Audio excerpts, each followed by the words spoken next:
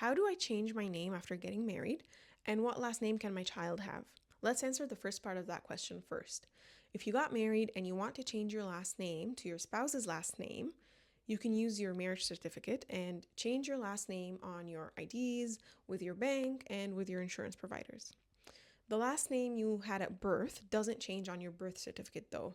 So if you decide to change your last name back to the last name that you had at birth, you can do that at any time. You can use your birth certificate to change it back on your IDs and other documents and places where you would have changed it. So to change the last name on your birth certificate, you would need to get a legal change of name. And that's a different process that requires filling out forms and providing more documents to vital statistics. Okay, now what last name can you give your child? When a child is born, both parents can choose the baby's first and last name if they're both on the statement of birth. The baby's last name can be one of the parents' last names, or a combination of both of their last names, or a completely different last name.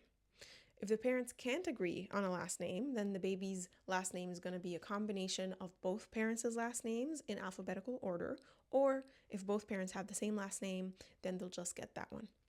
On PEI, a combination last name can only be made up of two names and not more, and if only the birthing parent is on the statement of birth, then they get to choose the baby's last name. And that's it. Thanks for joining me for this Family Law Friday. If you have any questions, as always, you can reach out to our legal navigators. Their information is in the caption, and I'll see you next Friday.